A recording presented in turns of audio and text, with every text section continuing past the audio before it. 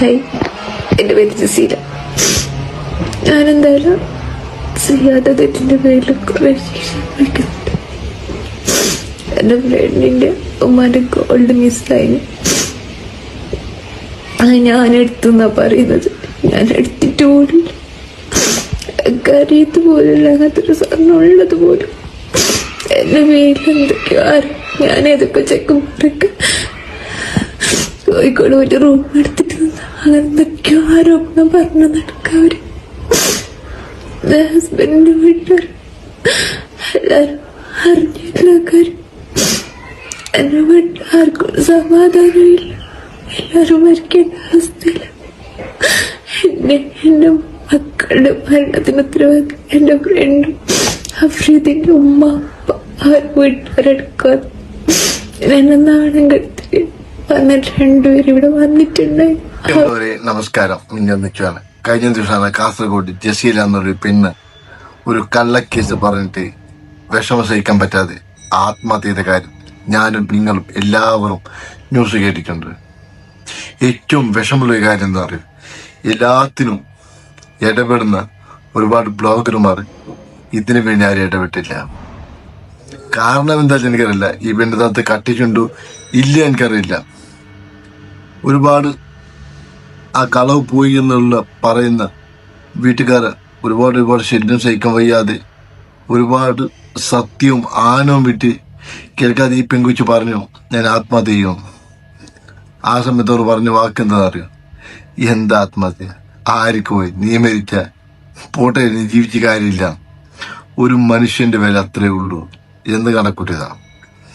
രണ്ടാമത് return complaint കൊടുക്കാൻ പോയിട്ട് തെണ്ടി ചില പോലീസുകാരുണ്ട് പണം പിടിച്ച് എന്തു ചെയ്യുന്ന അവന്മാരെ റിട്ടേൺ കംപ്ലൈന്റ് വേണ്ടിയില്ല. അത് എന്തുകൊണ്ടാണ്?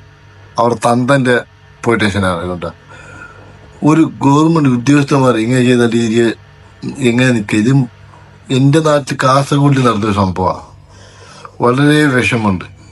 അതുകൊണ്ട് ഇതിൽ യഥാർത്ഥത്തിൽ കട്ട ആൾക്കാരെ നിയമത്തിന് മുമ്പിൽ കൊണ്ടുവരണം. വെറുതെ പറഞ്ഞ ആൾക്കാരെ നിയമത്തിന് മുമ്പിൽ ശിക്ഷ അനുഭവിക്കണം. കൊലക്കുറ്റത്തിന് കേസെടുക്കണം. ഈ മീഡിയക്കാർ 2 വർഷം കൊണ്ട് വരും പോവും. ഈ പെണ്ണുകൊച്ചിന് ഒരു നീതി മേടിച്ചെടുക്കണം. ഒരു മരണത്തിന് നീതി മേടിച്ചു കൊടുക്കണം. അതാണ് എനിക്ക് പറയാനുള്ളത്.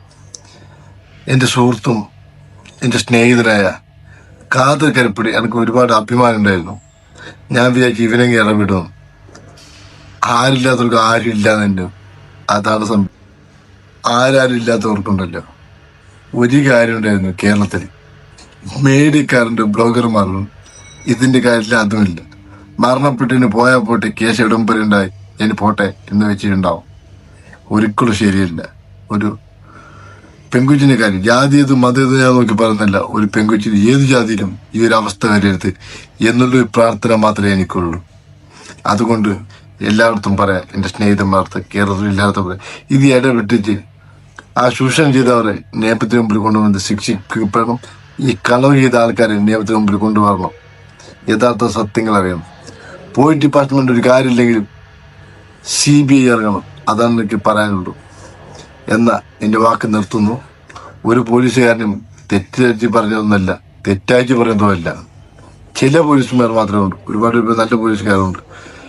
എൻ്റെ വീഡിയോ ഏതെങ്കിലും ഉദ്യോഗസ്ഥന്മാർക്ക് മുമ്പിൽ ഈ വീഡിയോ എത്തുന്നുണ്ടെങ്കിൽ നിയമത്തിന് മുമ്പിൽ ആ പെൺകൊച്ചിന് നിരപരാധിത്വം തെളിയിക്കണമെന്ന് ഒരിക്കലും കാലത്തെ പെങ്ങൾക്ക് വേണ്ടിയിട്ട് ഏതോ ഒരിടത്തുള്ളൊരു ഒരു ആങ്ങളയുടെ അപേക്ഷ കരുതണം. നന്ദി, നമസ്കാരം.